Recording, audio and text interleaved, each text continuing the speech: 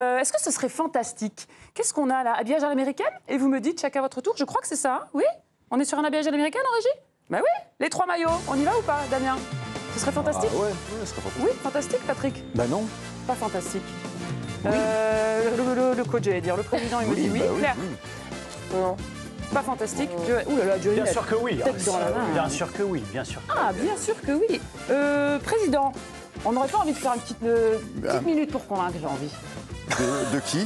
Pas toi. J'ai l'impression que c'est pas la même personne. Giovanni, Giovanni, on y va, on se le sent? Alors on va vous présenter une minute pour nous convaincre. Ce serait fantastique. Oui, pourquoi?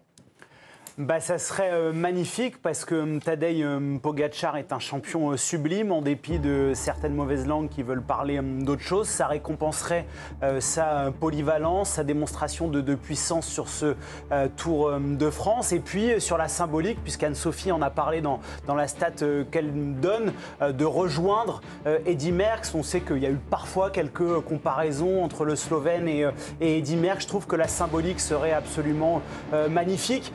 Et je le répète, je le dis, moi je suis un grand fan de Tadej Pogačar. Ce qu'il a fait sur cette saison, d'aller se frotter à Paris-Roubaix, voilà, de faire ça cette année où il a été excellent sur beaucoup de domaines, de réussir à faire ça sur le Tour de France.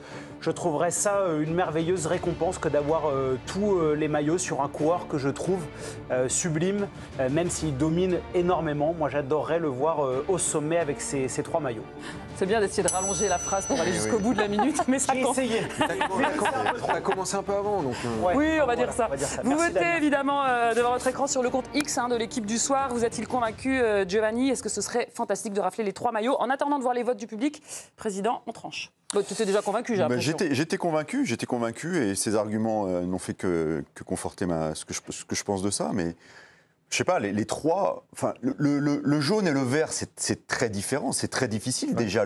Voilà. Le jaune et le poids, c'est plus cohérent. C'est plus cohérent. C'est plus logique. Mais le jaune, le poids et le vert, je trouve que c'est quand même un truc, c'est grandiose. Merckx l'a fait en 69. Hinault est le dernier à avoir fait jaune et vert, je crois. Hinault avait fait jaune et vert. C'est le dernier à l'avoir fait. Et enfin, je sais pas, le gars qui fait les 3. Moi, je suis comme toi, j'adore Poggi, donc ouais, fantastique, à plus d'un titre. Les ronchons, là, pourquoi ce serait pas fantastique?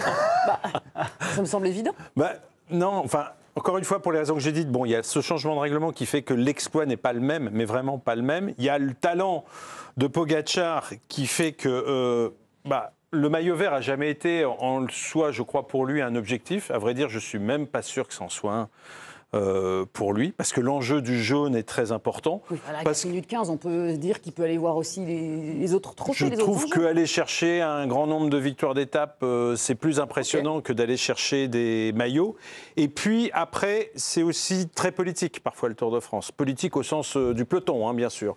Et donc, on le traite déjà d'arrogant. Hein. D'ailleurs, il a répondu ce soir en disant qu'il n'aimait pas parce que ses équipiers essayent de décourager les tentatives d'échapper, etc. Enfin, ça s'est produit hier avec Nils Politt. Thomas Vauclair, notre consultant, mais aussi celui de France Télévisions, sur France Télévisions, hier, pendant le direct, n'a pas été très tendre pour ça, justement, en disant que c'était de l'intimidation.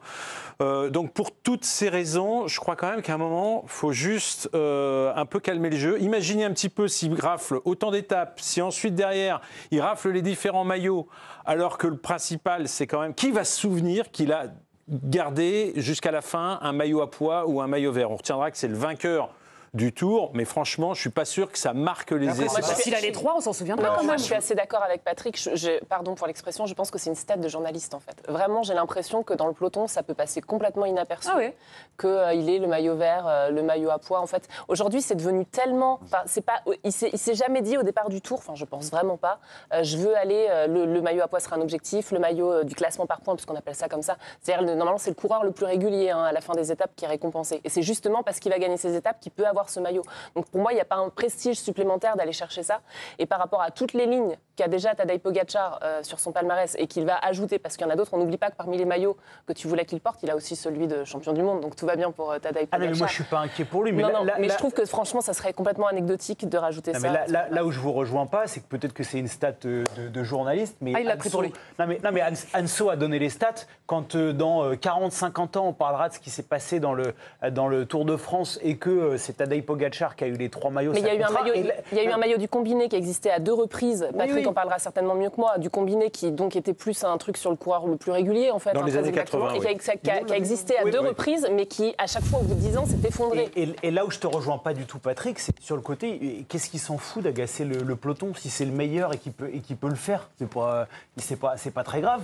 Bah, c'est pas très grave s'il s'en fichait. Dans ce cas-là, je pense qu'il se comporterait autrement. C'est-à-dire que lui, il n'est pas arrogant. Je le trouve pas spécialement arrogant. Il est plutôt sympathique. D'ailleurs, la preuve quand c'est vrai. Mais chez Sky, Chris Froome était un type adorable et pourtant l'équipe Sky était hyper arrogante avec ses équipiers. On a des hommes de main pour faire le sale boulot parfois. Non, le mot est fort. J'exagère. Je force un peu le trait. Par exemple, quand il est tombé, les autres ont fait les favoris l'ont attendu. Ça a d'ailleurs fait un peu polémique, mais je veux dire, la Visma n'a pas accéléré, n'a pas attaqué quand Poggi est tombé à Toulouse. Donc moi, je pense que c'est quelqu'un qui est plutôt parfois aussi admiré par le peloton. Et s'il a la possibilité, parce que c'est le plus fort, et c'est largement le plus fort d'appuyer et de tout remporter, je ne vois pas pourquoi il devrait se priver. Anso, il a répondu à ses détracteurs tout à l'heure, on a ses mots précis? Oui, exactement, c'est ce que disait Patrick. Donc hier, Nils Politt, il aurait cherché à intimider les Movistar qui tentaient d'attaquer, et donc Pogačar répond aujourd'hui.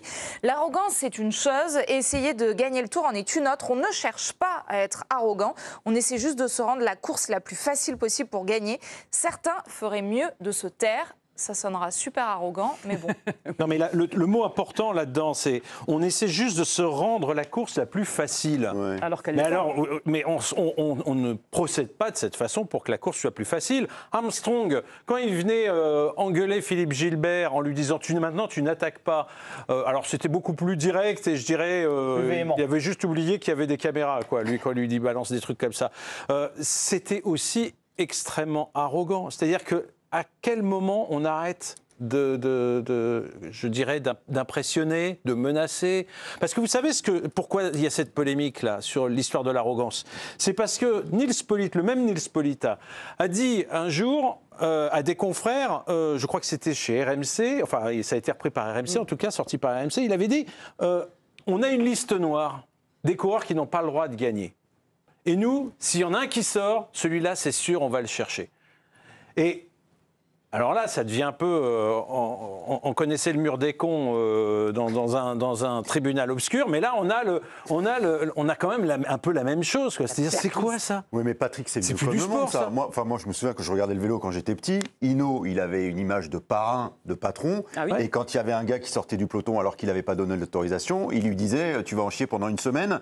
Et ça va très mal se passer pour toi. Oui. Donc ça a 50 ans. Mais ça a toujours été comme ça. Tu as répondu à cette question. C'était il y a 50 ans. Ouais, et là, on utilise des pratiques qui... Enfin, il y a plein de choses qu'on faisait il y a 50 ans et qu'on peut plus, honnêtement, qu'on peut plus faire aujourd'hui. Je suis d'accord avec toi. Moi, j'ai toujours défendu l'idée, pas défendu, mais reconnu l'idée que c'était un sport de mauvais garçons, un sport pour pas dire de voyous parfois. Mais ça va, on n'est pas obligé de faire le vélo des frères Pélissier, quoi. Où les temps ont changé. Avant de voir le résultat de la minute pour convaincre, j'ai pas entendu Damien. Ça poserait un homme quand même sur ce débat. Moi, j'écoutais ce que disaient les arguments de Patrick, qui parlait du nombre de victoires d'étape, ce à quoi je souscris. Effectivement, ça me paraît plus... ça a plus de sens. Mais ça ne me paraît pas incompatible non plus, au contraire. Puisque s'il a des victoires d'étape, il va prendre des points. Et c'est pour ça que je trouve que... Alors, je ne sais pas si c'est une stat de journalisme. C'est peut-être même un pléonasme, parce qu'en général, il n'y a que les journalistes qui s'intéressent aux stats. mais les athlètes, quand même, les datas ce serait mais les spectateurs, ils s'en foutent un peu. Et pour les spectateurs, le mec qui gagne, le coureur qui gagne tous les classements, c'est le coureur le plus fort à tout point de vue, quoi. À tout point de vue. Les téléspectateurs, ils s'en tapent pas du résultat, en tout cas de cette minute pour convaincre. Est-ce qu'il vous a convaincu, Giovanni Castaldi? Vous avez voté et c'est un nombre à 60%. Et là, je pense qu'ils ont voté l'homme plutôt. Désolé, Tadej.